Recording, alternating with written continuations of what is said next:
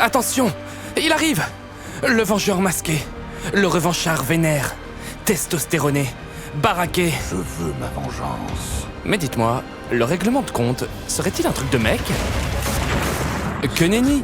Les femmes, évidemment, se battent, se défendent, se vengent depuis des siècles, dans la vraie vie comme en fiction.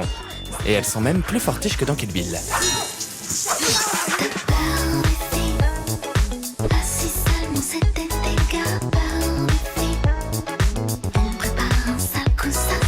Dessine-moi une femme violente. Elle doit avoir un couteau, ou du poison, ou un bon flingue, ça marche aussi. Irénée, militante anarcho-féministe, leur dresse le portrait dans son livre « La terreur féministe ». Elle détricote au passage un principe historique. On revendique souvent que le féminisme n'a jamais tué personne, que c'est le mouvement le plus pacifique de l'histoire. On se rend vite compte que non, qu'il y a bien eu des femmes qui ont tué pour ne pas mourir, des femmes qui ont tué pour ne pas se faire agresser, ou des femmes qui ont tué en groupe pour revendiquer des positions politiques. Tout part d'un stéréotype bien connu, celui des femmes passives et douces comme des agneaux. Disqualifiée par nature, la violence des femmes n'est jamais prise au sérieux. Caricaturée en un crépage de chignon, sexualisée à donf, ou fantaisiste, surfant sur des mythes très crédibles comme la mangeuse d'hommes ou les vagins dentés. I think there might be something weird going on inside. Pourtant, montrer une violence au féminin réaliste, ça aurait un impact cathartique. C'est ce que pense Mathilde Blézat, autrice de « Pour l'autodéfense féministe ». Avoir des images de femmes qui ripostent contre des agressions sexuelles aussi, par ailleurs, ça montre que en fait, c'est pas normal de vivre ça et qu'on a le droit d'être en colère, de se défendre et de dire ça suffit. Il existe même une catégorie de films intitulée Rape and Revenge pour raconter ce type d'histoire. Le premier du genre daterait de 1960 et n'est pas vraiment féministe. La source, d'Ingmar Bergman, où celui qui se venge du viol d'une femme, c'est un homme. Désormais, à l'écran, c'est plus souvent madame qui se défend. Mais méfiance. Le fait de représenter un personnage féminin qui se venge après une agression sexuelle n'est pas forcément féministe. Je pense que ce qui rend cette scène ou ce scénario féministe ou pas, c'est la manière dont cela est représenté. Typiquement, le coréen Park Chan-wook projette ses fantasmes sur ses héroïnes vengeresses. La série américaine La Servante écarlate évite, elle, cet écueil.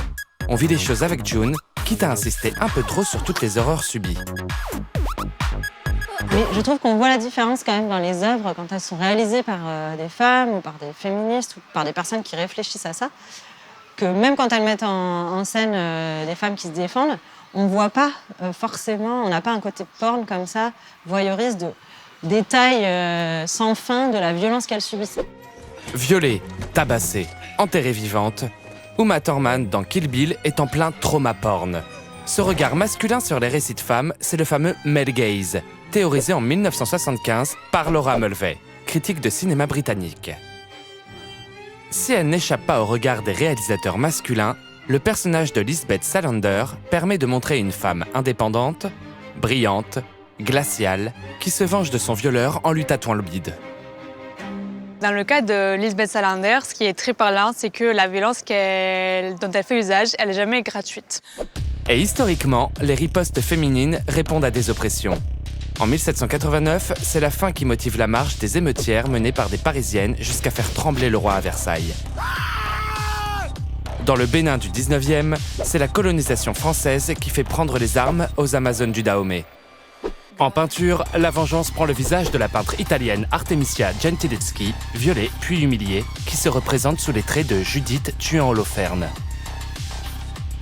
Et on le sait peu, mais même les suffragettes ont posé des bombes et se défendaient violemment.